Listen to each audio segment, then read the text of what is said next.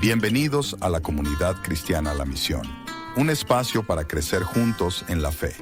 Con ustedes, Jorge Lonzi. Bien, perfecto. Entonces vamos a comenzar la clase número 3. Sí, vamos a empezar la clase número 3 de la Escuela Hechos, La Misión Continúa. Antes de meternos en la clase de hoy, simplemente lo que quiero hacer es un pequeño repaso nada más de lo que fue la primera clase, ¿sí? No voy a repasar toda la clase, simplemente voy a tocar algunos puntos específicos de la primera clase. Hoy lo que vamos a ver en esta clase, la clase 3, el título de la clase es La Iglesia en Movimiento. La misión comienza, evangelismo, ¿sí? Vamos a ver cómo la Iglesia sale de las cuatro paredes y comienza la misión, ¿sí? Y de ahí vamos a ver cómo estamos nosotros en cuanto a todo esto, ¿verdad? Esperen que yo me veo acá en la pantalla y no puedo ver lo que tengo que leer. Bien, vimos en las clases anteriores, por ejemplo, algunas cuestiones importantes, que la Iglesia no nació para quedarse quieta, ¿sí? Que desde Jerusalén hasta el último de la tierra, el libro de Hechos nos muestra una iglesia que tenía 3 o 4 características que es fundamental que las tengamos bien presentes. ¿Por qué? Porque nosotros tenemos que hacer lo mismo. La iglesia no es de ninguna manera una institución, la iglesia no es una creación humana, la iglesia no es dirigida por los seres humanos, la iglesia es la extensión de Jesucristo en la tierra. Y la iglesia tiene que completar la misión que Jesús empezó. Entonces la iglesia tiene que enfocarse en para aquello por lo cual fue creada. Por eso siempre digo, y una de las clases que nosotros tenemos en el material de apoyo para la evangelización, es que en un momento hablamos de la iglesia, pero hablamos de la iglesia como un misterio que nos tiene que ser revelado. Porque hoy en día muchas veces no entendemos lo que es ser iglesia. Muchos hablan de la iglesia y enfocan un edificio. ¿Dónde está tu iglesia? En la avenida no sé cuánto, entre la calle y no sé qué y la otra calle no sé qué. No, ahí hay un edificio, pero no está la iglesia. ¿Sí? Entonces, hay un concepto totalmente erróneo, equivocado de la iglesia que proviene, no sé, de la cultura, de la tradición, de tantas cosas raras que tenemos, pero no podemos definir lo que es la iglesia. Ahora, la iglesia era la expresión de Jesucristo en la tierra, debería ser siempre la expresión de Jesucristo en la tierra. ¿Sí? La iglesia es el cuerpo de Cristo, o sea que la iglesia obedece a la cabeza. Aquí aclaro, ningún pastor es cabeza de ninguna iglesia. La cabeza de la iglesia es Cristo, punto. Si no tendríamos un monstruo con muchas cabezas. La única cabeza de la iglesia es Cristo. Por eso la primera iglesia lo entendió y por eso la primera iglesia en los primeros 100 años dio vuelta al mundo, lo puso pata arriba. ¿Por qué? Porque funcionó en el diseño original que Jesucristo le dejó a la iglesia.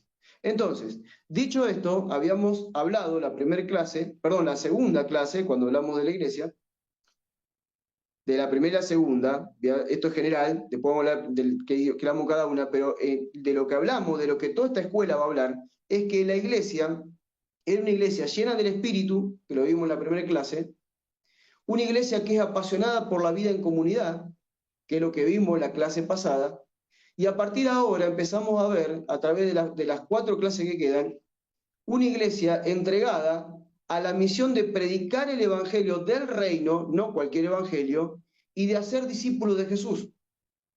Si nosotros tenemos que decir cómo fue la iglesia que Jesús dejó y cómo debería ser la iglesia mientras lo estamos esperando a Él, a qué nos tendríamos que dedicar, tendríamos que ser una iglesia llena del Espíritu, una iglesia apasionada por la vida comunitaria y una iglesia entregada a la misión de predicar el evangelio del reino y de hacer discípulos de Jesús. Esto ustedes lo tienen en el material que les di hace poquito, del PDF. Ahora, veamos esto. Espérenme que... Ahí está. En la clase número 1, nosotros vimos una iglesia llena del Espíritu. Vimos que la iglesia comenzó cuando el Espíritu Santo descendió en Pentecostés, no antes. O sea que la iglesia es totalmente dependiente del Espíritu Santo. La iglesia no fue hasta que el Espíritu no vino. Por eso Jesús le había dicho, a ustedes les conviene que yo me vaya. Si no, no mandaré el Espíritu. Si no viene el Espíritu, no puede comenzar nada. Entonces, la iglesia comenzó cuando vino el Espíritu Santo. El gran problema que tenemos hoy como iglesia es que al Espíritu Santo lo dejamos fuera. todo lo planeamos nosotros, todo lo hacemos nosotros, nosotros siempre tenemos una idea mejor que Dios. Y no somos dependientes del Espíritu como era la primera iglesia. La primera iglesia no dependía de estrategias humanas, sino de la guía, del gobierno y del poder del Espíritu Santo. Eso lo vimos en la clase 1. La iglesia no dependía de estrategia humana, sino de la guía, del gobierno y del poder del Espíritu Santo. No me voy a meter a ella, hicimos una clase de esto, pero es muy profundo ver cada punto. En la clase 2 que vimos una iglesia que estaba agrupada en comunidades, teniendo una vida comunitaria. No vimos una iglesia agrupada en congregaciones, ni en denominaciones, ni en instituciones, ni en ramas evangélicas o ramas católicas o rama, no sé, adventista o la rama que vos quieras. No, vimos, ¿sí?, que la iglesia vivía una vida comunitaria. Eran comunidades, ¿sí? Eran como oasis en medio del desierto, rodeados de una cultura, de política, de religión, de un montón de cosas. Ellos están abstraídos de todo eso. Habían generado unas comunidades que eran maravillosas y le marcaban hasta la rutina a los demás, los volvía locos a los demás. Eran ejemplo para los demás, eran atractivos a los demás. Vimos que la primera iglesia no era superficial y vimos cómo funcionaban ellos. No era una iglesia superficial como ahora. Sí, yo voy a la iglesia que está en la avenida tal y me reúno el viernes a las 20 horas y el domingo a las 10 horas. Y después en la semana tengo una reunión de mujeres y otro tiene reunión de hombres y reunión de jóvenes, reunión de adolescentes, reunión de preadolescentes, reunión de niños, no sé, reunión de sapos van a ser otro poco. Todo dividido, todo separado, todo mutilado.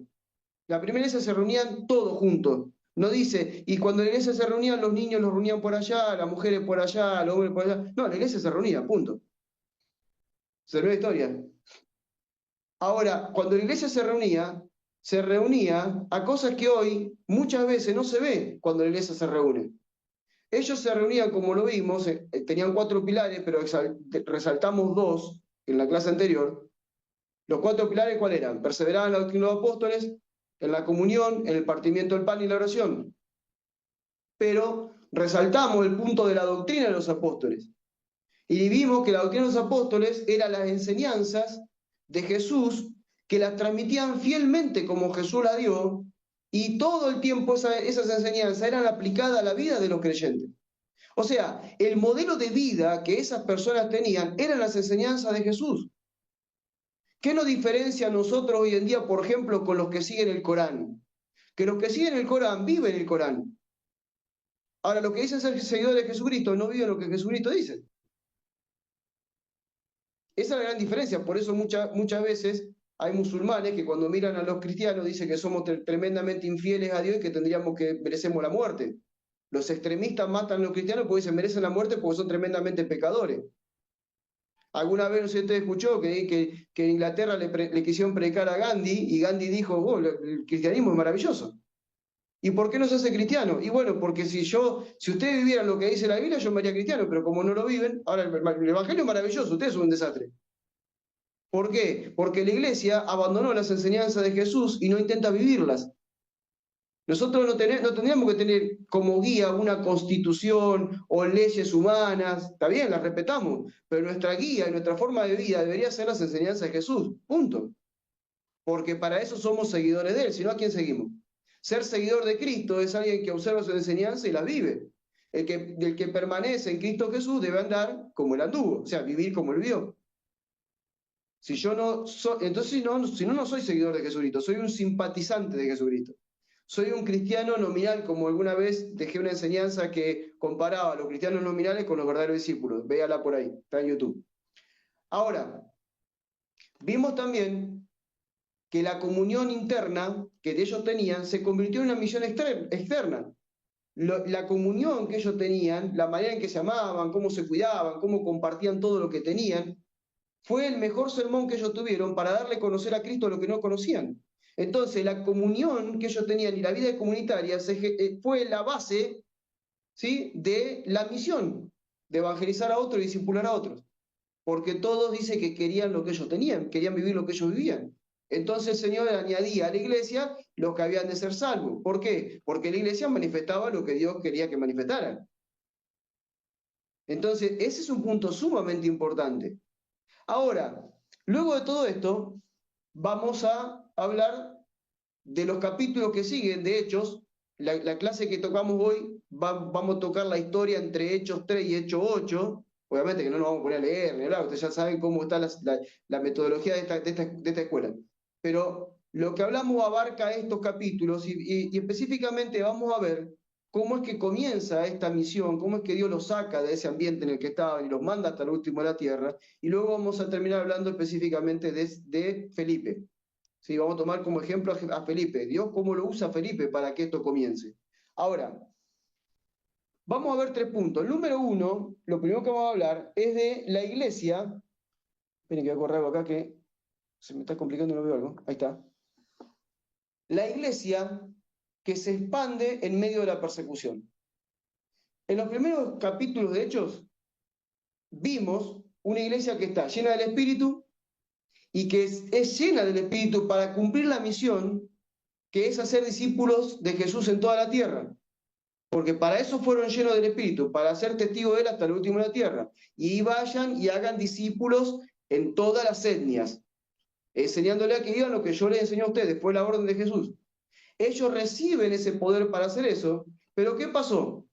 Ya en el capítulo 3 lo vemos, fíjense qué rápido la iglesia se olvida de para qué recibe el Espíritu Santo. Ya en el capítulo 3 vemos que pasó un poco de tiempo y ya la iglesia se enamoró de la comunión y ya dejó de lado la misión.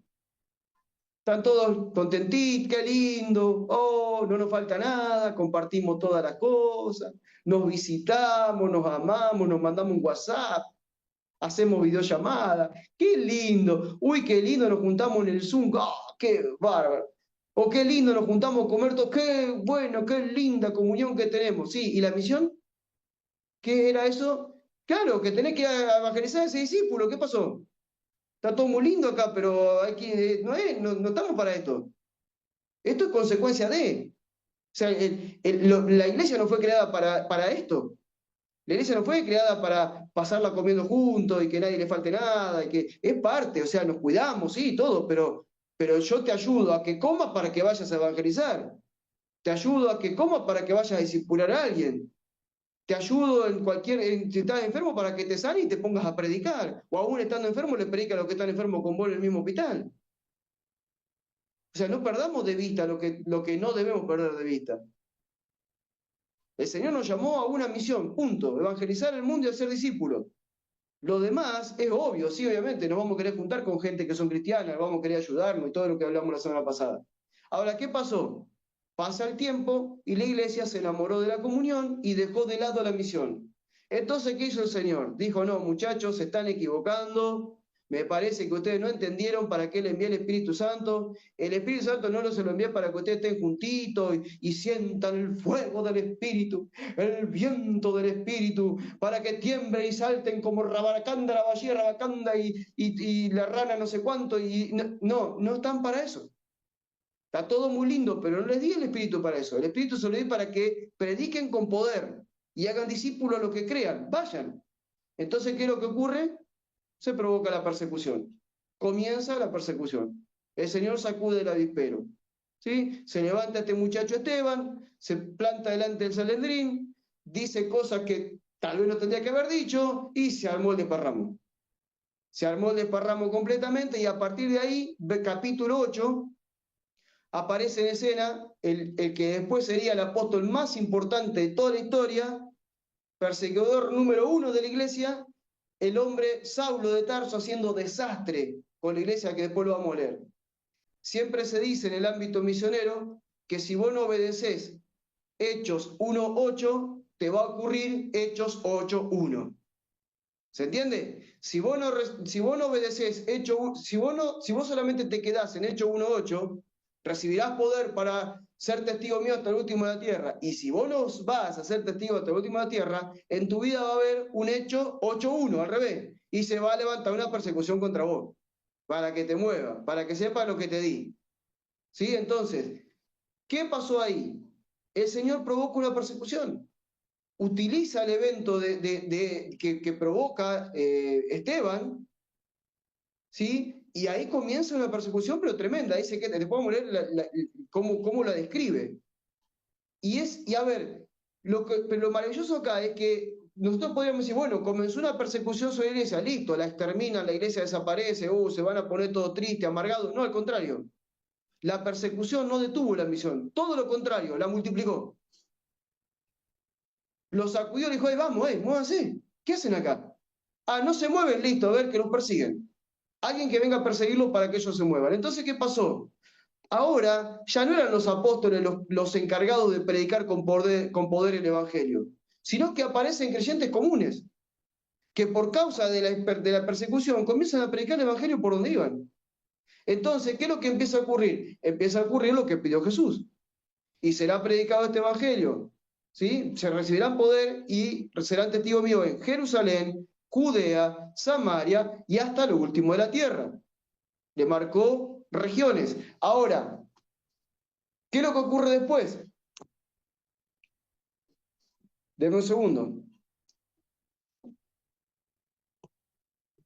¿Qué podemos decir de esto? Ahora quiero hacer un comentario antes de llegar al punto donde quiero leer justamente donde empieza a pasar todo esto.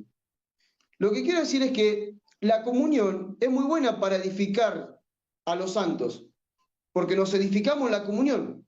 Cuando tenemos comunión, cuando vivimos como comunidad, nos edificamos mutuamente. Recuerden que las cartas de Pablo, todas las cartas de Pablo habla de unos con otros. Oren unos por otros, sírvanse unos a otros, predíquense unos a otros, edifíquense unos a otros, es uno a otro, siempre unos a otros. Todo esto pasa en el ámbito de la comunidad. Pero esa vida comunitaria debe ser acompañada de la misión. Recuerdan que el apóstol Pablo dice, bueno, acá voy a decir algo que el otro día, hago un paréntesis acá. Recuerdan que le dije, voy a hacer una clase específica donde voy a hablar de los dones del Espíritu, del Padre, del Hijo y de las funciones. Bueno, al final no la hice pública, la hice en el grupo. Voy a editar los videos y después los voy a subir para que todo el mundo las pueda ver. ¿Sí? Vuelvo acá otra vez. Pero en un momento dije que la iglesia, que todos nosotros hemos recibido algún don del Hijo, ¿sí? El Hijo constituyó un apóstol, profeta, evangelista, pastor y maestro a fin de... Y hablamos que las 5 manifestaciones de la gracia de Jesucristo, del ministerio de Jesucristo a través de los santos, se da para edificar a los santos, número 1, en la obra del ministerio, número 2, en la edificación del cuerpo de Cristo para que todos lleguemos a la madurez de Cristo. El tema es que muchas veces nos quedamos solamente en la edificación del cuerpo de Cristo, pero no cumplimos lo otro, que es ir hasta el último de la tierra con la identidad de embajadores. Debemos ser embajadores, o sea, está buena la edificación de los santos, pero tenemos que acompañarla con la misión. La comunión de la iglesia, pero enfocada en la misión, va a generar pasión por las almas y va a sacar a la iglesia de la pasividad religiosa. Hoy en día hay muchas congregaciones que están en tremenda pasividad religiosa, que hace años que sus miembros no le predican ni a una persona, hace años que no hacen ni un bautismo, hace años que son siempre los mismos 20 o 30 personas. ¿Por qué? Porque todo el tiempo la edificación es para adentro. Entonces siempre la edificación es para adentro. Dios te ama, Dios te cuida, Dios te guarda, Dios te sana, Dios te da alimento, Dios está pendiente de vos. Todo Dios para vos, la predicación, pero en un momento te dice, a ver, Dios te llamó para que seas testigo de hasta el último de la tierra. Salí de estas 4 paredes. Entonces cuando vos tenés como líder de una comunidad, empezás a motivar todo el tiempo a la gente, a enfocarlo en la misión, la gente va a salir de la pasividad religiosa y va a empezar a vivir con pasión por las almas como tenía la primera iglesia. Porque el enfoque es otro. El enfoque es mirar hacia afuera, no hacia adentro. El enfoque es dejar de mirarte el ombligo, levantar la cabeza y mirar los campos están listos para cosechar, anda a buscarlo. Estamos mirándonos el ombligo siempre. ¿Qué me falta? ¿Qué no tengo? ¿Qué tengo? Siempre mirándome a mí. Ahora, Jesús dijo, levanten la mirada y miren. Vean, los campos están listos, dejen de mirarse ustedes mismos, miren. A esto yo lo llamé. Por eso que cuando la iglesia está en la pasividad religiosa, porque no está enfocada en la misión, pueden tener vida comunitaria, pero no están enfocadas en la misión, ¿qué es lo que ocurre? Va a haber una persecución de alguna manera. Entonces, la persecución no es mala, la persecución es muy buena. Ay, pastor, ¿cómo puede decir eso? La persecución trae destrucción, la persecución trae sufrimiento, la persecución trae muerte. Sí, sí, lo trae. Pero la persecución trae multiplicación de discípulos. ¿Por qué? Porque toda la gente que pasa por la persecución vive un evangelio muy diferente al que vivimos nosotros. Y ellos entienden lo que es ser el grano de trigo que cae a tierra y muere y lleva fruto. No tienen problema de morir, porque ellos están viendo el fruto que trae el padecimiento. El Hijo, la Biblia dice, por cuanto el Hijo aprendió obediencia por cuanto padeció. Y fíjense el fruto que tenemos del Hijo, por haber padecido en la cruz. La persecución, ¿sí? El dolor y todo lo que provoca la persecución no es mala, es muy buena. Pero solamente la pueden soportar los maduros. Los niños van a estar llorando enseguida, imagínate. Yo siempre digo, ¿no? Hay barrios que son muy difíciles de entrar. Y algunos hablan y predican de Pablo, no, porque Pablo, y tenemos que ser como Pablo, y qué sé yo. Y recuerden que a Pablo en Listra lo apedrearon, lo tiraron una zanja, ahí lo revolearon ahí pensando que estaba muerto, y después el hombre, para mí, resucitó. Para mí, ¿eh? Puede tener para mí estaba muerto. Y el hombre, en vez de escaparse, le dijo a su discípulo, fue a confirmar los ánimos de los discípulos y dijo, vamos vuelta para dentro de la ciudad. En vez de salir corriendo, se metió adentro donde lo habían recontra matado a piedrazo. Acá hay barrios, son difíciles, yo digo, algunos de esos matones, yo diría, metete ese barrio, a ver. La primera piedra que vuela salen corriendo. ¿Por qué? Porque no todos están dispuestos a enfrentar la persecución con madurez. No, mirá que me va a pasar eso. Están como Pedro cuando dijo a Jesús, no, que de ninguna manera te acontezca. ¿Cómo que salí acá, Satanás? Sí, me tiene que acontecer, tiene que pasar. Porque el grano de trigo debe morir para traer fruto.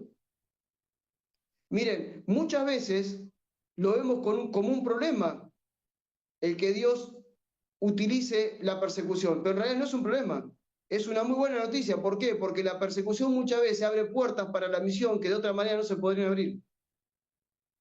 Hace que gente se transforme en verdaderos hombres y mujeres que llevan el Evangelio sin importar si mueren, no importa. La persecución lo que hace es que muchas personas se desprendan de todo lo que este mundo le puede dar.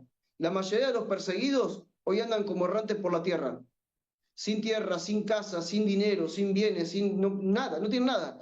Y vos le decís, ¿cómo están? Estamos felices, estamos padeciendo, pero estamos muy bien, tenemos mucha paz. Sabemos que lo que estamos haciendo Dios lo permite. Es tremendo, es tremendo. Los primeros cristianos habían sido azotados, ¿se acuerdan? Y ellos daban gracias a Dios porque habían sido azotados, estaban felices. Porque Dios nos concede el privilegio de padecer por causa de Cristo. Esa es gente madura. Ahora, quiero hacerte una pregunta. ¿Tenemos el equilibrio, tenemos equilibrio entre el amor que le tenemos a la iglesia como el amor que le tenemos a los perdidos? ¿Tenemos un equilibrio? Porque muchas veces no, si amamos la iglesia, si es que la amamos, porque hay lugares que la iglesia es un conventillo, es un nido de víboras que se matan todos contra todos, pero supongamos que es una iglesia que se amen, que vivan en comunidad. Bien, ahora, ¿ese amor es mayor que el amor por los perdidos? ¿Saben qué? Muchas veces sí. Nos recontramamos nosotros, pero no nos importa quién está allá alrededor. Que se muera el vecino, que se muera el otro de la otra punta, no me importa, no le predico a nadie. Mientras nosotros estemos bien, hermano, está todo bien. A ver, tenemos que poner la balanza al mismo amor. Cristo amó a la iglesia y dice se entregó por ella para salvarla. Perfecto. Así amamos a la iglesia como la amó Cristo. Pero a los perdidos los tenemos que amar también, porque Él murió por todos, no por algunos. Entonces tenemos que encontrar un equilibrio en la forma de amar. Hay mucha gente que no ama nada, se aman a sí mismos, no aman ni la iglesia, ni aman a los perdidos, no importa, bueno, dejémoslo ahí. Pero aquellos que realmente amamos a la iglesia, no nos olvidemos que también tenemos que amar a los perdidos. Y en nuestro diario vivir, todos los días yo tengo que tener un tiempo para mí, para Dios, para la iglesia y para los perdidos. Tengo que incluir a los perdidos en mi tiempo. Así sea una oración por ellos, lo que sea. Bueno, vamos a tener algunas actividades prácticas. Déjenme decirle algunos comentarios en cuanto a todo esto. Voy a ir leyendo porque lo escribí para no olvidarme. Los primeros cristianos no buscaban comodidad.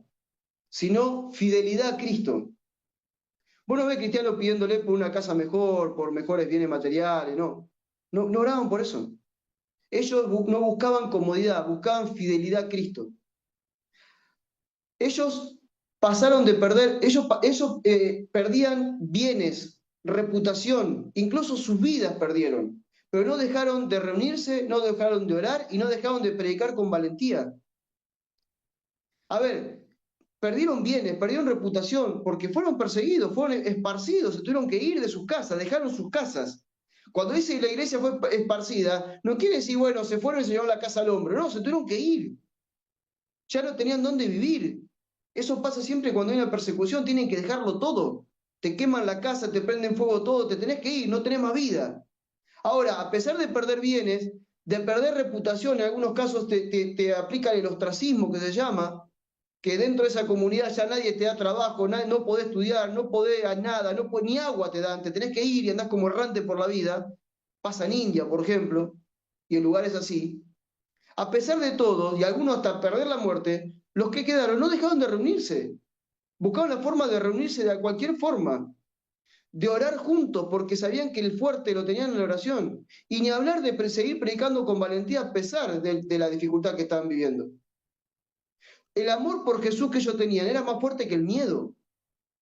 Y su fe contagió a hermanos de ciudades enteras que fueron contagiados por estos hombres y mujeres que daban la vida por Cristo. Y hoy en día, hermano, a mí me genera más pasión por Cristo y por las almas ver lo que le sucede a la iglesia perseguida que lo que sucede a la iglesia que está encerrada en cuatro paredes todos los días.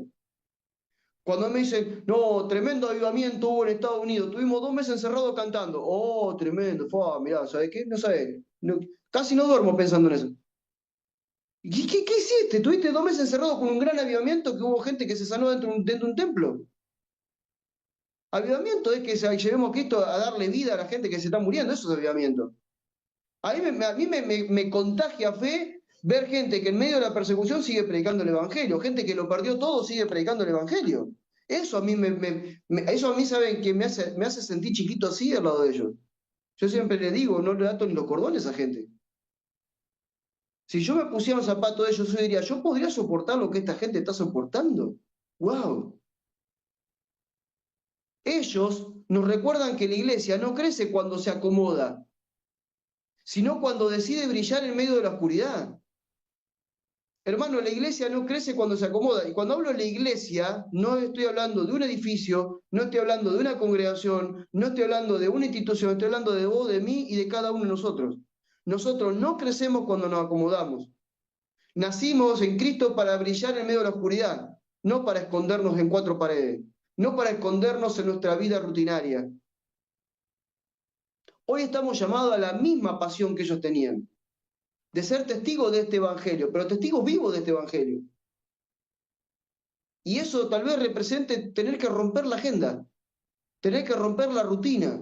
Somos muy propensos a caer en rutina, no nos damos cuenta, pero poco a poco preguntate, ¿a qué hora te levantás todos los días? ¿A qué hora te acostás todos los días? ¿Qué haces a cierta hora? ¿A qué hora come? ¿A qué hora cena? Fíjate si no tenés rutina. Todos los días generamos rutina. Obviamente hay rutinas que no son inevitables, pero hay otras que sí se pueden evitar. Yo puedo evitar la rutina de estar 4 horas en Facebook. Puedo evitar esa rutina y en vez de estar 4 horas en Facebook salir a, no sé, a recorrer el barrio a ver si encuentro a alguien con quien cruzar una charla y empezar a hablar. Intencionalmente. Dejar el celular, la computadora y salir a la calle. Y cruzarlo con la gente y hablar con la gente. Porque todo esto comienza desde las relaciones. Así como los primeros cristianos, nuestros hermanos perseguidos hoy, los perseguidos de hoy, eligen la fidelidad antes que la comodidad. Nosotros también estamos llamados a vivir una fe que brilla en medio de la oposición. Quizá no enfrentemos una persecución mortal como muchos de ellos hoy en día, pero sí podemos enfrentar indiferencia, rechazo, presión cultural y tantas otras cosas. Si quieren, vayan y vean cuando hice una clase que hablaba del choque cultural. Podemos enfrentar todas esas cosas. Pero el tema es, ¿estamos dispuestos a permanecer firmes y a testificar de Cristo con valentía aún pase eso? ¿O preferimos la comodidad? Queremos evangelizar siendo cómodo, imposible. Queremos discipular siendo cómodo, imposible. A ver, el llamado que Dios le hace a la iglesia es romper la comodidad. Siempre recuerdo que estuvimos en un campamento ahí misionero con mi señora, y me gustó porque la palabra comodidad la rompieron en pedazos y dijeron, hagamos de esta palabra algo diferente. Y dijeron, comodidad. Como, yo di, dad. Como si el Señor te decía, comodidad vos ahora. Yo te di mi tiempo, te di mi vida, te di mi predicación, te di mi enseñanza, te di todo. Ahora, como yo les di, a ustedes den. La única forma de romper, es un ejercicio, ¿no? De romper la palabra comodidad y que sea, es entender esto. Para salir de la comodidad hay que romper la palabra. Comodidad. Rompamos la palabra y demos lo que Él pidió que demos. Hagamos lo que Él dijo que tenemos que hacer. Ahora bien, el Señor sacude a la iglesia, ¿y con qué la sacude? Con persecución. A lo largo de la historia, Dios siempre sacudió de una sola forma a la iglesia, con persecución. La iglesia está cómoda y de repente, ¡ay, estamos bárbaros, estamos cómodos! ¡Qué lindos cultos que tenemos los domingos! ¡Ay, qué hermosa reunión de mujeres que tenemos! Ahí nos depilamos, nos pintamos las uñas y estamos con cuidado integral de la mujer, qué lindo que la pasamos. Y los niños juegan no sé qué cosa y pintan y hacen cartulina, qué lindo. Y se ponen en la esquina del semáforo y dice Jesús te ama. ¡Oh, qué bárbaro! Estamos bárbaros. Qué lindas reuniones que tenemos y los jóvenes hacen reunión de jóvenes y juegan al ping-pong, al metegol y todas las cosas. Y están y comen un pancho ahí, una hamburguesa, qué sé yo. ¡Ah, la pasan bárbaro! Y de repente aparece el dueño del local que la iglesia alquila y le dice, no le alquilo más, se tiene que ir mañana. No, ¿qué hacemos? Los programas, y ahora ¿qué hacemos con los niños? ¿Qué hacemos con los jóvenes? ¿Qué hacemos con el culto? ¿Qué hacemos con esto? No tenemos más edificio. Bueno, estaban tan cómodos que de alguna manera Dios tenía que sacudir. O de repente tenés un vecino porfiado que te manda a la policía cada rato porque el volumen de tu culto está muy alto y te manda a la policía siempre para que se arregle. Y siempre va a pasar algo de eso. Eso es lo más chiquito que nos puede pasar. En otros lugares vienen, te patean la puerta, te rompen todo, te roban todo, te violan y te matan. Nosotros no llegamos a ese extremo todavía. Pero cada vez que la iglesia se acomoda, hermanos, hay persecución. Es un patrón de comportamiento de Dios. Dios dice, ¿te acomodaste? Listo, persecución, hay que moverse, vamos. No hay que quedarse quieto. Después de esa persecución, vemos en esta historia que estamos hablando, en Hechos capítulo 8, comienza algo glorioso. ¿Sí? Porque ahí vemos cómo comienza la persecución, pero vemos lo que provoca la persecución. Y qué loco, digo, que el mayor estandarte de la persecución más tremenda de la iglesia se convirtió en el apóstol más importante de toda la historia. Por eso siempre hay que orar por los enemigos de Cristo. Porque los enemigos de Cristo, si se llegan a convertir, van a ser tremendos, no los para nadie. No los para absolutamente nadie aquellos que son enemigos de Cristo. Aquellos que hasta han matado por Cristo a personas, hablo, no sé, musulmanes, extremistas o hindúes, porque los hindúes también son extremistas, ¿eh? Todo tipo de extremismo que matan a los cristianos y después se convierte, terminan siendo tremendos líderes cristianos después. Tremendos. Acá pasa algo así. Fíjense, vamos a hablar de Felipe. Felipe es el símbolo de ese evangelio que rompe las barreras. Es un símbolo del evangelio que rompe las barreras, Felipe. Porque la iglesia está cómoda, la iglesia está en Jerusalén. Hasta que no comenzó la persecución, la iglesia estaba solo, se había expandido por Jerusalén, pero no se había ido más de ahí. Estaba ahí. Ahora, ¿qué pasa? La persecución llevó a la iglesia a expandir el evangelio, perdón, en Judea, y Felipe fue más allá todavía. Felipe fue a Samaria. ¿Sí? O sea, ustedes recuerdan, recibirán poder, Hechos 1:8, y me serán testigos en Jerusalén, Judea, Samaria y hasta el último de la tierra. ¿Dónde está la iglesia en Hechos 8? Hasta Hechos 8 está en Jerusalén. Algunos seguramente que tuvieron el Pentecostés han vuelto a su ciudad y seguramente dieron testimonio a Cristo, todo, pero no había algo bien establecido, algo específico de que la iglesia se estaba expandiendo. Pero la iglesia estaba cómoda. Ahora, viene la persecución y ¿qué pasa? Lo primero es, bueno, salimos de Jerusalén, Judea, y después ya hay uno que va a Samaria, y después vamos a ver que de Samaria ya llega al último de la tierra. Todo ahí rapidito pasa. ¿Por qué? Porque Dios quiere que nos movamos y que cumplamos la misión que Él nos dio. Entonces la iglesia se empieza a expandir y lo tremendo de todo esto es que, después lo vamos a leer, no van los apóstoles. ¿Qué le pasó a los apóstoles que fueron los primeros en recibir el poder del Espíritu? ¿Qué le pasó a esos muchachos? Llamado a llevar el Evangelio hasta el último de la tierra, y ellos se quedan en Jerusalén. No van. Viene la persecución y los muchachos, que son los primeros que tendrían que salir, se quedan en Jerusalén.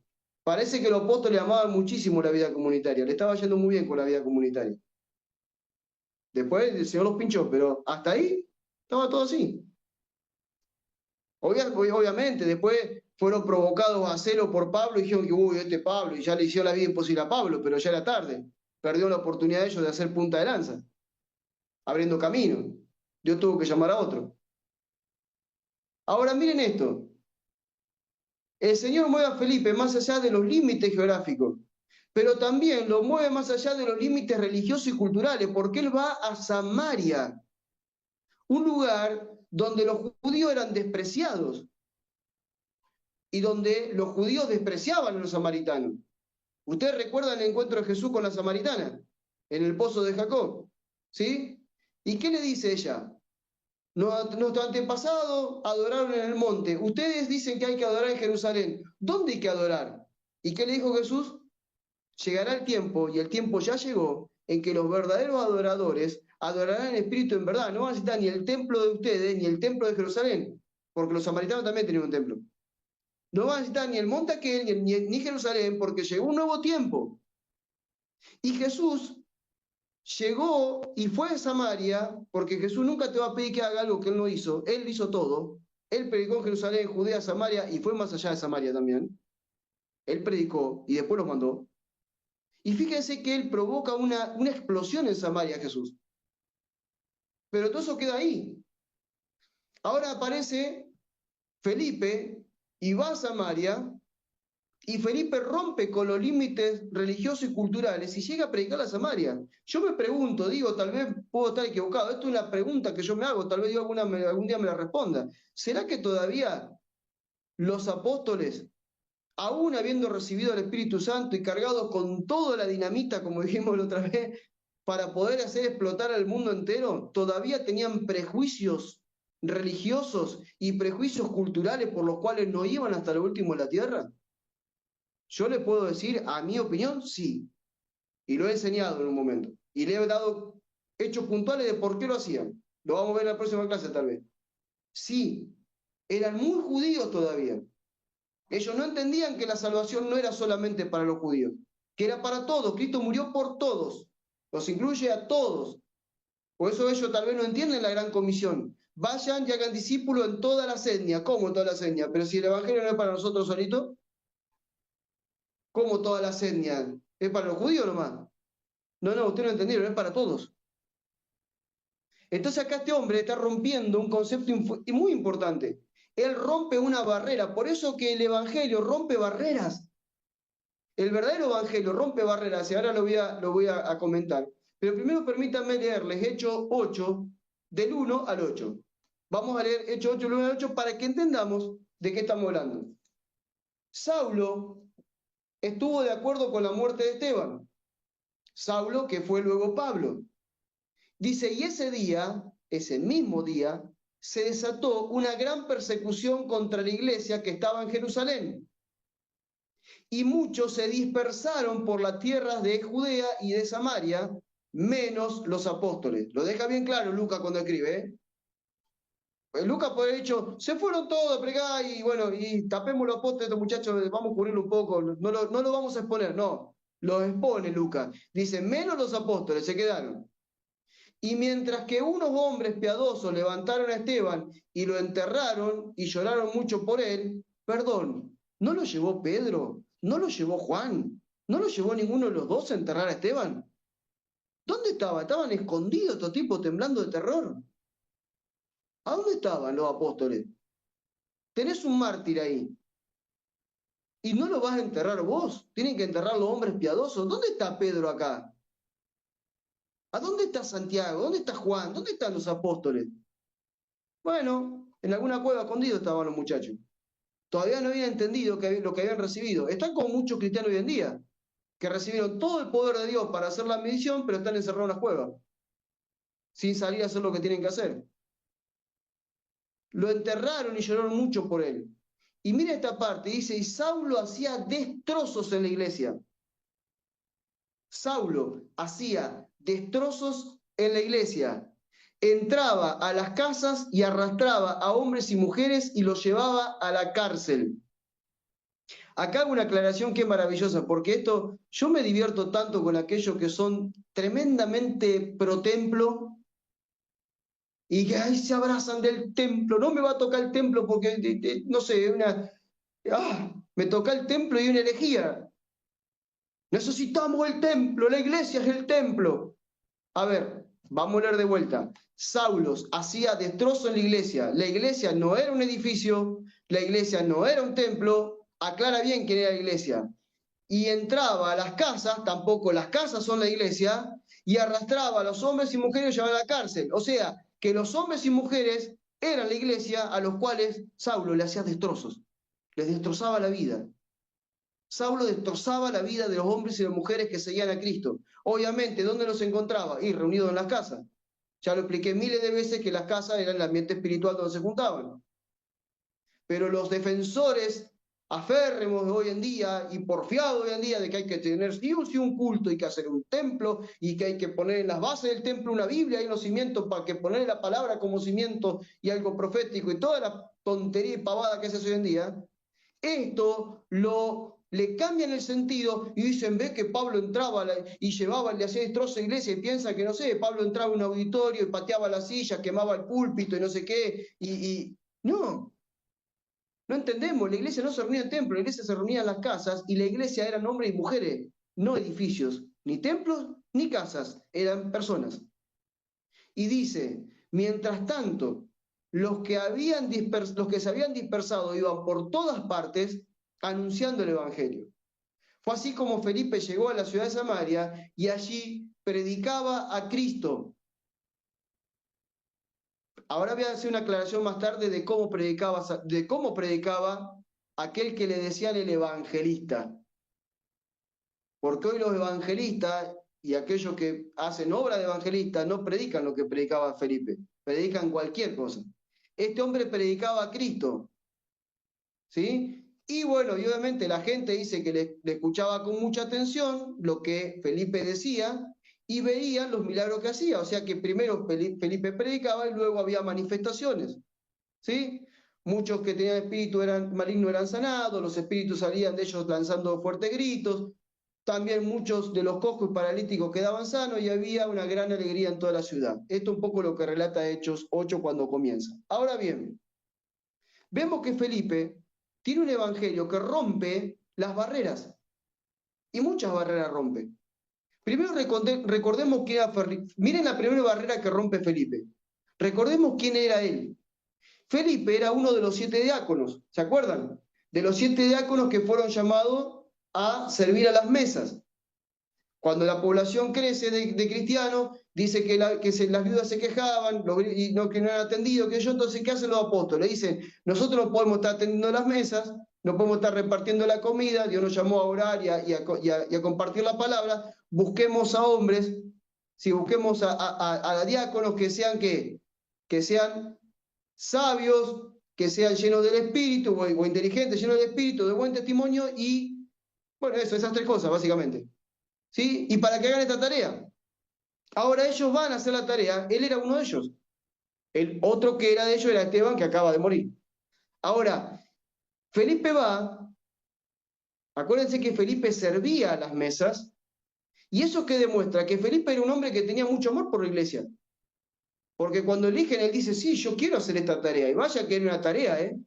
Recorrer las casas, andar cargando peso, llevando alimento a las casas, recorriendo a ver cómo estaban todos, trayendo un reporte, agarrando el alimento, llevándolo. Era todo un trabajo el que hacía Felipe. Un trabajo que demandaba tiempo, demandaba esfuerzo.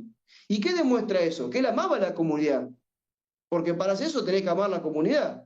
Porque tenés que dejar de lado muchas cosas de tu vida para pensar en los demás. Entonces él tenía ese pensamiento y esa actitud y servía constantemente. pero el amor por los perdidos fue mucho mayor. Y cuando llegó la persecución, no se quedó con los apóstoles.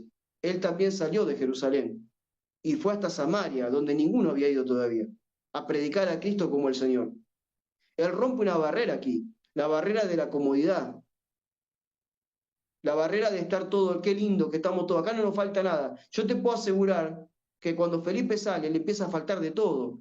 El ambiente de seguridad ya no lo tiene, el ambiente de hermandad no lo tiene que enfrentar desafíos, tiene que enfrentar temores, tiene que enfrentar viajes, seguramente habrá dormido en el piso en algún lado, en la calle en algún lado, para poder lograr lo que logró en Samaria. Él rompe con algo. El Evangelio siempre te va a llevar a romper límites, siempre te va a llevar a romper los límites que vos mismo te ponés, porque nadie te los impone, vos mismo te los ponés. Nadie te dice quédate calentito en tu casa y no salgas esta noche porque hace mucho frío. Pero hay otros que tal vez salen esa misma noche a darle comer a alguien que no tiene comida. Por ejemplo, no sé, digo un caso. O alguien te dice, no, quédate tranquilo en tu casa, justo hoy un día lindo para quedarse y mirar tele, y otros de repente están en la calle evangelizando. No sé, digo ejemplos que me vienen ahora. El amor por los perdidos fue mayor que los límites que él mismo tenía. ¿Qué nos demuestra este hombre? Que el Evangelio no quedó limitado a la comunidad cristiana de Jerusalén, que para él el Evangelio no era solamente para la comunidad cristiana de Jerusalén, ni para los judíos que les faltaba alcanzar, porque no todos los judíos se habían convertido. Tenía mucho campo para predicar todavía dentro de Jerusalén. Pero ¿qué pasó? Él decidió cruzar fronteras culturales, sociales, geográficas, y alcanzar un pueblo que era totalmente despreciado por los judíos, pero que era amado por Cristo. Jesús ya había mostrado amor por los samaritanos. Se ve que los apóstoles se habían olvidado de eso. Felipe parece que no. Y entonces él rompe esa barrera y va. El evangelio que Jesucristo nos mandó a predicar siempre va a derribar muros. Siempre. Barreras étnicas. Hermanos, si el verdadero evangelio no rompe barreras étnicas, entonces todo lo que vivimos hoy es una mentira. Todos los que estamos acá venimos de diferentes etnias, de diferentes culturas. El Evangelio rompe barreras étnicas, rompe barreras culturales, rompe barreras religiosas, rompe barreras sociales, rompe barreras políticas, lo rompe todo. El Evangelio de Jesucristo rompió todo. Cuando Él caminó en la tierra, rompió todo. No hubo nada que lo pudiera contener. Su mensaje rompió todo. Expuso a la luz, sacó a la luz todo lo que las tinieblas manifestaban en cada uno de sus ambientes. Él lo puso. Porque el verdadero evangelio no apunta al bienestar de las personas, el verdadero evangelio apunta a vivir para un rey. El verdadero evangelio no tiene que ver nada con lo que está acá abajo en esta tierra. Por eso que el verdadero evangelio no separa, el verdadero evangelio une. Por eso cuando leíamos la otra vez, cuando estábamos terminando hablando de la iglesia gloriosa, que en su trono dice, y vi gente de todo tribu, de toda lengua, de toda nación que le estaban adorando. Ahí no hay diferencias. Son todos uno delante de Cristo. Eso es lo que pasa aquí. Cuando nosotros predicamos el verdadero evangelio, no importa si es judío, si es musulmán, si es budista, no importa lo que sea, no importa la barrera étnica, cultural, religiosa que tenga, el verdadero evangelio rompe todo. Ahora tenemos que saber cuál es el verdadero evangelio. No me voy a meter ahí. Bueno, hace un rato me meto. La iglesia primitiva entendió que el poder del evangelio no era para un grupo selecto, sino para todo aquel que creyera. No se quedaron con esto para nosotros. No, llegó un momento que entendieron que era para todos. Por eso después, seguramente la clase que viene, vamos a hablar cómo este evangelio empieza a extenderse por todo lugar y vamos a tocar primero lo que pasa con Pablo, lo que pasa con Pedro y Cornelio, luego lo que pasa con Pablo, vamos a ver cómo empieza a extenderse todo. Pero, por ejemplo, Pedro, ¿sí? Él tiene que romper un montón de cuestiones para poder predicarle a Cornelio. Porque esto estaba. Por ejemplo, hoy seguimos enfrentando barreras. ¿Quién no enfrenta barreras para predicar el verdadero evangelio hoy en día? Barreras, por ejemplo, como prejuicios. Ah, estos evangélicos me van a venir a sacar plata. Oh, estos evangélicos van a querer que yo vaya al templo, no sé qué. Estos evangélicos me van a apartar de mi familia. Estos evangélicos van a decir que no vaya más al boliche, que no tome más cerveza y que no haga más cosas. Oh, estos evangélicos. Hay prejuicios. Hay diferencias sociales que tenemos que romper. Hay gente que solamente le predica a la gente de su mismo nivel económico, por ejemplo, o su mismo nivel cultural, y eso está mal. Yo siempre cuento que un día estaba en mi ciudad predicándole a un niño, a un muchacho de 13 años, que se había querido ahorcar. Estábamos a la orilla de la vía, calentando una pava para tomar unos mates, la pava toda tinada porque estábamos calentando en una ramita que salía de toda la pava tinada por las ramitas. Termino de tomar mate con él, agarro la bicicleta, me voy y me siento en el centro de mi ciudad, en una mesa maravillosa, donde tenía abogados, médicos y gente de mucho poder, todos para escucharme el evangelio. Y venía de hablarle a un muchacho que no tenía nada ni para darme un mate. Tenés que estar preparado para los dos tipos de lenguaje que tenés que usar. Pablo, ¿por qué Pablo fue elegido como el hombre que llevó hasta el último de la tierra? Porque tenía cualidades que Pedro no tenía. Pablo te hablaba como 4 idiomas, Pablo sabía cómo hablar y a quién hablar y en qué momento hablar. Pablo podía estar delante de autoridad y de reyes hablando, porque era un hombre muy entendido en lo que hacía, pero no tenía problema de bajarse a hablar con el que estaba acá abajo como subirse para ver el que estaba allá arriba. Esa diversidad yo la tengo que tener, la tenemos que tener. Hay gente que, por ejemplo, no sé, gente que de escasos recursos que no le va a predicar a la gente de muchos recursos. No, estos chetos porque tienen casa, porque viene un country, también necesitan de Cristo, se van a morir. Y está el otro que es cheto y que tiene country, que se convirtió a Cristo, y dice, no, a estos negritos no le voy a predicar, a veces le voy a predicar y me roban el celular. Entonces tenemos esos prejuicios, tenemos esas diferencias sociales que nos separan. Tenemos que romper barreras para predicar el Evangelio para todos. Ideologías, ideologías políticas, ¿no? ¿Por qué este de un partido? ¿Por qué otro de otro partido? Hermano, dejémonos de molestarse con la política, porque la política no le cambia la vida a nadie. Va, sí, a los políticos sí se la cambia bastante, pero a los demás no se la cambia. Y no importa si sos de izquierda, derecha, centro izquierda, echar al centro y pegarle de zurda, qué sé yo. Hacé lo que vos quieras, pero la política no le cambia la vida a nadie. Jesús estuvo por encima de la política, Jesús juzgó a los políticos. Basta de que los cristianos se metan en política. Dios no nos llamó a meternos en política. Olvídense de esa historia. Basta de ese verso. Dios no nos llamó a cambiar las cosas de allá arriba. Nos llamó a cambiarlo de raíz, discipulando a las personas uno a uno. El evangelio se extiende como la levadura que leuda toda la masa. No es la masa, es la levadura. No lo entendemos. Hay gente que hoy en día no entiende que tiene que romper la barrera, por ejemplo, el miedo al rechazo. No, tengo miedo que me rechacen. Y bueno, ¿qué querés? A Jesús lo rechazaron también. Ahora, esa gente que te rechazó, que el día que se muera no puede decir, no, nadie me predicó. Sí, sí, alguien te predicó, ¿eh? Está anotado acá que alguien te predicó. Ahora, el testimonio de Felipe nos recuerda que el Evangelio es más fuerte que cualquier muro que nos divida o que divida a la humanidad. Hoy, hermano, tenemos una humanidad cada vez más dividida. Tenemos una humanidad que se va a los extremos, cada vez tiende más a los extremos, en todo sentido. ¿Por qué? Porque Jesús lo dijo. ¿Qué hace Satanás? Satanás divide, ¿para qué? Para reinar. Donde hay división, reina. Las naciones divididas, él reina. Un país dividido, él reina. Una casa dividida, él reina. Entonces son cosas que tenemos que romper. Ahora, así como Felipe salió de la zona de seguridad y fue obediente, hoy se nos desafía a llevar el Evangelio a lugares y personas que quizás no están dentro de nuestros planes.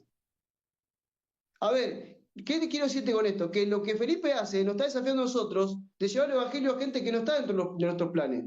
Tal vez los samaritanos no estaban dentro de los planes urgentes de los apóstoles, pero para Felipe sí estaba dentro de sus planes, dentro de los planes que Dios había puesto en su corazón. No sé, tal vez gente que no está dentro de tus planes o lugares que no están dentro de tus planes. No sé, un vecino difícil, por ejemplo, un compañero de trabajo indiferente, alguien que es de otra cultura, que vive en tu barrio, en tu ciudad y no le predicás porque es de otra cultura. Alguien que es hostil con el Evangelio y con los seguidores de Jesucristo. Que decís, si le predico a este me mata, me tengo que cuidar para no hablarle. Bueno, a esa gente de la que tenemos que ir. A esa gente tenemos que ir. Nos encanta predicarnos entre nosotros mismos. Ah, es facilísimo predicar nosotros mismos. Nos mandamos cartelitos, mensajes bíblicos, o sea, hermoso. Pero no le predicamos a nadie, porque no estamos dispuestos a enfrentar esto. Por eso que el verdadero evangelio y el que vive el evangelio vive rompiendo barreras. Ahora, ¿qué necesita Dios? No solamente necesita un evangelio que rompa barreras, necesita hombres y mujeres que lleven ese evangelio que rompa las barreras. Hombres y mujeres que decidan cruzar hacia el otro lado. Cruzar hacia el otro lado. Siempre cuento el mismo testimonio porque estoy viejo, pero algunos que no me lo escucharon ya. Un día estaba con una hermana, pastora ella, me había invitado a enseñar, una madurez espiritual estamos enseñando. Y yo decía cosas así, y en un momento, en un break que nos pusimos a comer ahí, me dice, lo que pasa, hermano, que bueno, está bien, yo entiendo lo que vos predicás, pero pasa que vos ya cruzaste una línea para el otro lado de la cual no hay retorno. Y yo le digo, ¿sabés qué pasa? Yo no crucé una línea. No es que vivo esto porque crucé una línea, no es que predico esto porque crucé una línea. Yo vivo esto porque pasé por la cruz, crucé por la cruz, pasé la cruz del otro lado. Estoy juntamente con Cristo crucificado, no me importa lo que el mundo me da. No me interesa lo que el mundo me da. La línea que vos decís se llama cruz. O vos podés morirte en la cruz y tener una nueva vida, o ser un enemigo de la cruz, como dice Pablo. Y Pablo dice, por ahí andan muchos, que son enemigos de la cruz. Lo cual el Dios de ellos es que subiente, están pensando en qué van a comer, en qué van a tener. Ahora, cuando vos cruzás la cruz para otro lado, ya no te importa más nada de acá, y está para él. Punto 3. Vamos a avanzar porque se me están durmiendo ahí. Ahí se me están... Esteve puede ser que se duerma porque está en España, pero lo demás, bueno, aguanten un rato. Es sábado, sábado de la noche, no tienen que trabajar mañana. Punto 3. Felipe y el etíope. Acá ya vemos que ya no es Jerusalén, Judea y Samaria. Acá ya viene el etíope. ¿Sí? Acá hay una puerta abierta a otro continente. Dice Felipe y el etíope, la misión personal que es guiada por el Espíritu. Felipe es guiado por el Espíritu Santo al encuentro con un solo hombre. Les recuerdo que Felipe está en Samaria, como leímos recién. Felipe está en el glamour del evangelista. ¿Qué evangelista hoy en día no quiere el ambiente que está viviendo Felipe? Multitudes que lo escuchan, gente que se sana, enfermos, no sé qué, endemoniados que se liberan. Ah, está, pero tocando el cielo con la mano, tipo. Pero de repente yo le dice, deja todo eso, agarrá el camino que va de Jerusalén a Gaza, que es desierto, y anda para allá. Y el hombre deja todo. A ver, escúchenme esto. Si fuera hoy en día, si eso pasara hoy en día, ese evangelista tendría que dejar multitudes, ¿sí? Dinero, porque hay mucha ofrenda detrás de esos eventos, ¿sí?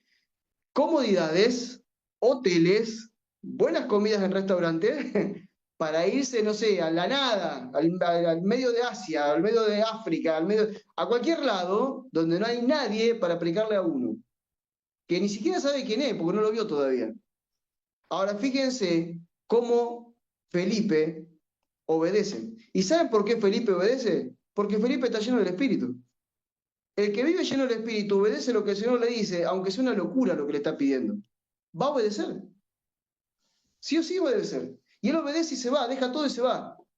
Y lo que provoca este hombre con esa obediencia, provoca la conversión de ese funcionario, ¿sí? Que llevó el Evangelio a África. Todos dicen, o la mayoría coinciden que fue el primer hombre que llevó el Evangelio a África. Leamos Hechos 8, 26, 31. Hechos 8, 26, 31. Miren cómo se movía Felipe. Y un ángel del Señor le habló a Felipe y le dijo, prepárate para ir al desierto del sur por el camino que va de Jerusalén a Gaza. Felipe obedeció y fue. En el camino vio un etíope, eunuco, funcionario de Candace, reina de Etiopía. Era el administrador de todos sus tesoros y había venido a Jerusalén para adorar. Y ahora iba de regreso en su carro, leyendo al profeta Isaías. Y el Espíritu le dijo a Felipe, acércate y júntate a ese carro. Cuando Felipe se acercó y lo oyó leer al profeta Isaías, le preguntó, ¿entiende lo que lees? Y el etíope le respondió, ¿y cómo voy a entender si nadie me enseña? Y le rogó a Felipe que subiera al carro y se sentara con él. Y todos conocen cómo sigue la historia. Él comienza desde el profeta Isaías a hablarle de Jesucristo. ese hombre cree, dice, y bueno, ¿qué impide que me bautice? Ahí hay un charco de agua, bueno, un charco de agua en el desierto. El tipo se bautiza en el charco de agua del desierto y de repente cuando sale ya Felipe no está más, Felipe es transportado, ¿sí? De una ciudad a otra por el Espíritu, pasa algo glorioso ahí, y el hombre sigue viaje y lleva el Evangelio a África. Entonces, esto es glorioso. Vamos a ver algunas cosas, por ejemplo. Primero, a Felipe un ángel le habla. El hombre está tan lleno del Espíritu y está viviendo tanto para la misión que un ángel le habla. Hoy en día yo a veces callo, ya antes discutía, hoy ya callo. Hoy ya digo, no me voy a discutir. Hay gente que dice, eso de ver ángeles es mentira, eso de tener sueños proféticos es mentira, de tener visiones es mentira, de que el Espíritu Santo te hable es mentira. Bueno, está bien, quédate con tu cuadradito pensamiento y dejanos los locos vivir en paz. Dejanos tranquilos, ¿sí? Porque si vos no tuviste una experiencia esa, no quiere decir que eso no siga existiendo. Porque Dios es el mismo de ayer, de hoy y de siempre y se va a manifestar igual. De hecho, en los sueños, hasta a los impíos le habló el sueño. Entonces, déjame en paz. Yo cuando tuve 6 años, cuando fui violado a los 6 años, esa noche que estaba en mi habitación, que era una habitación, éramos tremendamente pobres, y estábamos durmiendo con mi madre y mi hermano y mi mamá, en esa habitación de una familia pobre, con mi papá internado muriéndose de tuberculosis. Y yo había sido violado ese día. Imagínense cómo yo estaba. Mi padre está muriendo, a mí me violan. ¿Sabe cómo estaba yo con un niño de 6 años? Arruinado. Y esa noche, en una habitación totalmente oscura, de repente la habitación se iluminó toda y había un ángel parado al lado de mi madre y ese ángel me miraba a mí, miraba a mi madre y se sonreía y solamente eso a mí me dio paz. A ver, el que me diga que los ángeles no existen, bueno, hermano, qué yo, está bien, quédate con tu historia. Visiones, sueños, esas cosas siguen existiendo, hermano, y escuchar al Espíritu que te diga cosas, que te dé orden, es natural, pero es natural para los que son del Espíritu. Porque el hombre natural no discierne las cosas que son del Espíritu, porque para él son locura. Bueno, si para vos son locura, quedate vos con tu cuadradito evangelio y dejarnos los locos vivir en paz. Yo ya no discuto más con nadie. Si no creen en los ángeles, listo. No creen en que el Espíritu habla, listo. Tranquilo, no, tranquilo. Oro a Dios que algún día te pase para que creas. Pero hoy en día los ángeles se siguen apareciendo, el Señor se sigue apareciendo, el Espíritu sigue hablando y ellos tres hacen la tarea que ni vos ni yo hacemos porque no queremos ir a donde tenemos que ir. Entonces, musulmanes se convierten porque el Señor se le aparece, o porque lo ven en visiones de sueño, o porque de repente aparece un ángel. Hay testimonios de misioneros donde los ángeles le asistieron. Hoy, ahora, no, Felipe, allá hace 2000 años atrás. El tema es que hay un montón de cristianos que están educados a puro libro, mucha letra, mucha letra, mucha letra, mucha letra, muchos devocionales a la mañana de 5 minutos y a ver qué consejo nos da el Señor para el día y sacamos la tarjetita con el versículo del día y seguimos viaje. Y hacemos oraciones armadas. No, hermano, no matemos a la vida del Espíritu, por favor. El pastor Jorge es pentecostal, no. No soy ni pentecostal, ni bautista, ni nada de los hombres quieran ponerme. Yo soy simplemente un seguidor de Jesucristo que creo lo que Jesús dijo. Y sé lo que nos dio. Y vivo lo que me da. Felipe es guiado por un ángel. Primero un ángel le dice, anda a tal lugar, le da las coordenadas, le dice dónde tiene que ir. Él va. Y luego cuando viene ese hombre en el medio del desierto, el único que está viniendo, el Espíritu le dice a Felipe, subite y predicale. Y fíjense qué maravilloso esto, porque Felipe se acerca y le explica la escritura, presentándole a Jesús como el cumplimiento de esa profecía que este hombre está leyendo. Él no le agarra Isaías para decirle, no, el profeta Isaías, a través del profeta Isaías, Dios quiere decirte esta palabra para vos. Dejemos de decirle a Isaías que le diga palabra profética a la gente hoy en día. Isaías apunta a un solo lugar, a Cristo. Por eso Felipe toma a Isaías y lo lleva a Cristo. No se queda hablando del profeta, termina hablando de Cristo. Porque el profeta guiaba a Cristo, pero Cristo ya vino. Yo estoy harto de escuchar a esa gente que dice, y lo mejor está por venir. ¿Lo mejor está por venir qué? Lo mejor ya vino. No hay nada mejor que Cristo. Ya lo completó todo, lo llenó todo, es plenitud. No necesitas más nada. ¿Qué lo mejor está por venir? Lo mejor está por venir es hacerte creer que todavía no tenés todo lo que ya tenés. Entonces te estoy vendiendo todo el tiempo la zanahoria acá adelante y la tenés que andar corriendo a la zanahoria y nunca le alcanza la zanahoria. Todos los días vas a necesitar algo más de Cristo, algo más de Dios para tu vida. Ya a lo mejor está por venir. No, hermano, ya vino. Y es más, el Señor a través del Espíritu entró a tu vida y tenés todo. Entonces Él le predica, desde la profecía lo lleva a Cristo, lo bautiza, ustedes saben, y después aparece. Y lo que vemos acá es que hay cosas que son muy importantes. Tres cosas que hace Felipe que son muy importantes. Número uno, él es obediente a lo que el Espíritu Santo le dice. El resultado que Felipe tiene acá es que un hombre lleve el Evangelio a una nación y a un continente nuevo. O sea, Felipe está cumpliendo lo que Jesús le dijo a los apóstoles. Recibirán poder para ser testigos míos en Jerusalén, Judea y Samaria, y hasta lo último de la tierra. Felipe predicó en Jerusalén, predicó en Judea, predicó en Samaria, y ahora está predicando un hombre que va a llevar el Evangelio hasta lo último de la tierra. ¿Todo por qué? Porque era un hombre obediente al Espíritu, estaba lleno del Espíritu. Segundo, él tuvo la disposición a escuchar al otro. Porque él no se sentó y empezó a preguntarle, a predicarle. Inmediatamente se sentó a escucharlo, a ver dónde está parado este. Nosotros nos sentamos con alguien y le queremos predicar. No, no, escuchemos a ver dónde está parada su fe. ¿Qué cree esa persona? Al que yo le voy a predicar, ¿en qué cree? Y si cree algo de la Biblia, ¿está entendiendo bien o está entendiendo cualquier cosa? Porque hay gente que te recita la Biblia, pero no entienden nada. Nada, ¿eh? No entienden nada. Vos le preguntás cosas pero básicas del Evangelio, no te las pueden responder. Ah, se sabe en el Salmo 23, el Salmo 91, se saben todo. Te hablan de Abraham, de Moisés, de David, te hablan de todo. Pero cosas básicas del nuevo pacto en el que vivimos y del reino de Dios en el cual estamos, no entienden nada. Nada. Por eso que es importante escuchar a ver a quién le vamos a predicar, porque si yo no sé en qué base está parado ese hombre, no sé a dónde llevarlo. Yo sé a dónde lo tengo que llevar, pero yo tengo que saber dónde está parado. No le puedo predicar el Evangelio, yo sé lo que tengo que predicar, pero tengo que ver de dónde arranco. Porque no todos están parados en un lugar. Y si no me habla, bueno, arranco el principio, lo reevangelizo, pongo reset y arranco nuevo. Fíjense, obediencia al Espíritu Santo, disposición a escuchar al otro, y lo tercero, que él estaba centrado en el Evangelio del Reino, centrado en lo que la Escritura decían de la misión. Dios tiene una misión, desde Génesis hasta Apocalipsis, Dios tiene una misión. Que eso lo voy a enseñar en la otra escuela. La misión de Dios desde Génesis hasta Apocalipsis voy a enseñar. Ahora, entendamos esto. Él sabe que todas las escrituras apuntan a un solo lugar, a la palabra, y la palabra se encarnó.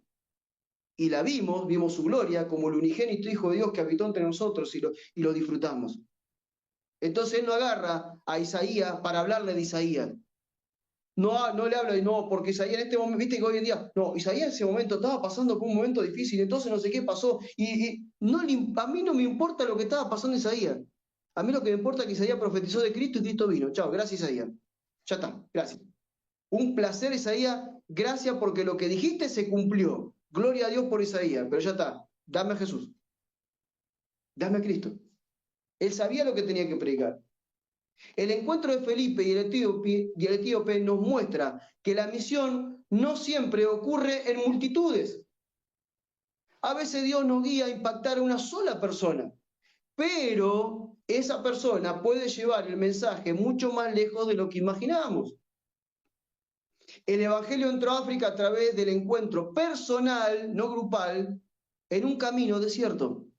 No fue en un gran auditorio con 2000 personas, uno predicándole a 2000, en un lugar cómodo, maravilloso, ni siquiera en las comodidades de una casa de Jerusalén.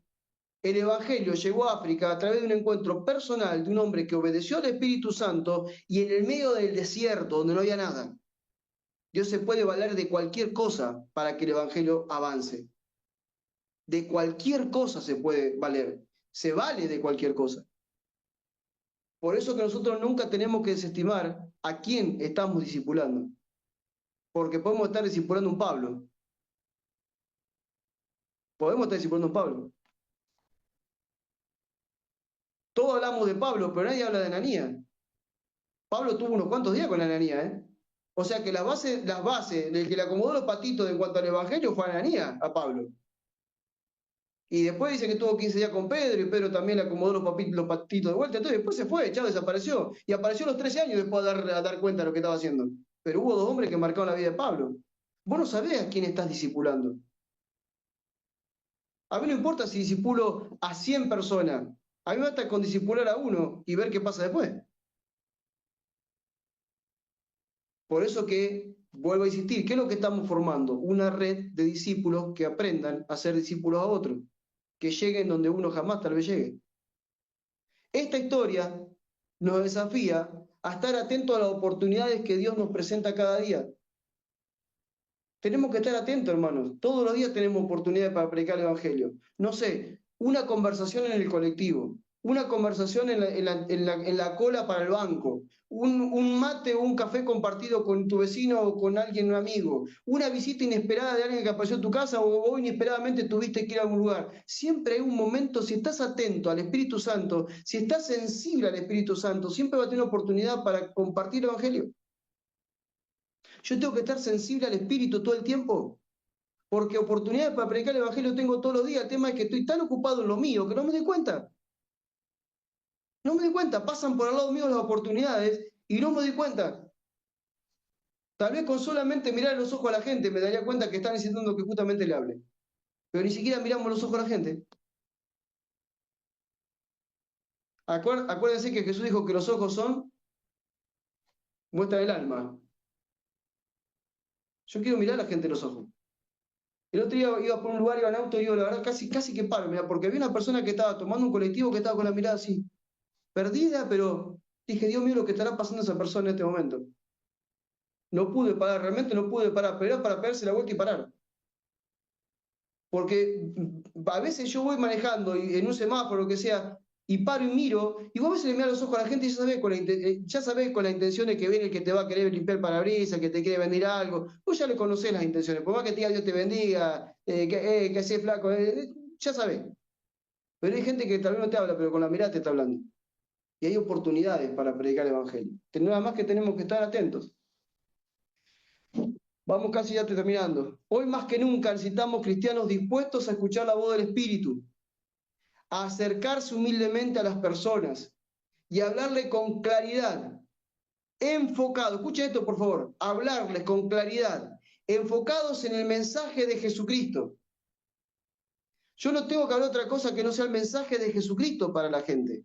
Y el mensaje de Jesucristo, desde que llegó, mientras estuvo, después que murió y se fue al cielo, siempre fue lo mismo, el Evangelio del Reino. Ese es el mensaje que le tengo que hablar a la gente. Por eso que cuando nosotros leemos Hechos 8:12, Hechos 8:12, vamos a ver que dice que Felipe, la gente lo escuchaba y dice, y Felipe anunciaba el reino de Dios y el nombre de Jesucristo. Esto lo enseñé en otras escuelas, no me voy a poner a hablarlo ahora. Pero ellos no predicaban, no, Jesús te quiere sanar, Jesús te quiere arreglar el problema matrimonial, Jesús te quiere cambiar la economía, Jesús, le decimos que no le hagamos cargo de cosas que Jesús no quiere hacer. ¿Qué sabemos nosotros si Jesús realmente quiere hacer eso con esa persona? ¿Por qué le decimos que Jesús quiere hacer algo con cierta persona si sale de nosotros? Lo que Jesús quiere es que esa persona escuche el Evangelio del Reino. Ellos predicaban el reino de Dios. Hay un reino en la tierra que no es natural, que es espiritual. Y en ese reino, el nombre de Jesucristo significa hay un rey sentado en el trono que se llama Jesucristo. Que es Salvador, pero cuidado, es Señor. Y gobierna. Ese era el mensaje que ellos predicaban. Por eso que el desafío es claro. Debemos preguntarnos, por ejemplo, ¿a quién de esta semana el Espíritu Santo me va a guiar a hablarle? ¿Voy a estar listo para obedecer cuando el Señor me diga a ese hablarle? ¿Voy a estar dispuesto a hacerlo? Porque a veces todo puede cambiar en la vida de una persona con una conversación sencilla. No tengo que apartarlo para hacer un estudio bíblico. Solamente con escucharlo y desde ahí llevarlo a Cristo, toda la vida de esa persona puede cambiar. De hecho, una nación entera puede cambiar. Y lo vimos con Felipe y Etíope. Solamente entender las oportunidades que tenemos. Ya para ir terminando y después meternos en el tiempo de las preguntas. Desafíos para la semana. No me hagan carita rara, ¿eh? Ya se agarran la cabeza. Desafíos para la semana. 3 desafíos para la semana. 1. Tranquilo, no anoten que lo tienen ahí. Yo después paso el PDF, lo tienen ahí. Ya está escrito. Comparte tu fe en un contexto donde normalmente te callarías por miedo o incomodidad. No sé qué ambiente puede ser que te callarías. Tu familia, trabajo, vecino, en la calle, no sé. Compartí tu fe, no sé lo que te puedo aplicar. Tu fe, yo soy cristiano, creo en Jesucristo, soy un seguidor de Cristo. Para mí ser seguidor de Cristo es esto. Compartí tu fe en un ambiente que normalmente te callarías porque no te animarías o sería incómodo hablar. ¿Sí? Orá por valentía y da el paso con fe. Y da esa palabra, o da tu testimonio, o invítalos a ir más allá de la relación que están teniendo para conocerse más, no sé, pero vayan viendo qué pueden hacer. Segundo desafío, perdón. Busca intencionalmente conversar sobre Cristo con alguien diferente a ti. ¿Sí? Con alguien diferente a ti. ¿En qué sentido? Puede ser alguien de otra generación. Sí, yo, por ejemplo, tengo 52 años, casi lo pensé, tengo Bueno, esa señora preciosa que está ahí, que se llama Eri, el lunes cumple 52, me alcanza, ¿sí? Y el domingo cumplimos aniversario de casado, mañana, dentro de una hora. Así que bueno, pero escuchen esto. Busca intencionalmente conversar con Cristo sobre alguien que puede ser de otra generación. Yo tengo 52, puedo buscar hablar con un chico de 18. O podría hablar con uno de 80. Son distintas generaciones. O de otra cultura. ¿Por qué no puedo hablar con gente de otra cultura? O puedo hablar con gente de otro nivel social. ¿Por qué tengo que estigmatizar a gente en un barrio de emergencia y no hablarle? O estigmatizar a alguien que vive en un country y no hablarle. Yo puedo hablar a cualquiera. Por más que no tengan mi nivel social o mi nivel cultural o mi nivel educativo, no importa. O alguien que no... Que si este es más impío de los impíos, de los recontra impíos, el más ateo de todo, bueno, a ese le voy a hablar. ¿Sí? ¿Qué es lo que te quiero decir? Deja que el Evangelio rompa los muros. Deja que el Evangelio rompa los muros a través de tu vida. Y lo último desafío, cada mañana pedir al Espíritu Santo que te muestre a quién debes acercarte hoy. Escribí su nombre, ¿sí? Escribí el nombre de esa persona, orá por esa persona e intencionalmente acercate a esa persona. No sé, con un gesto de amor, con un gesto de servicio, o directamente compartiéndole el mensaje para que reflexione sobre Jesús.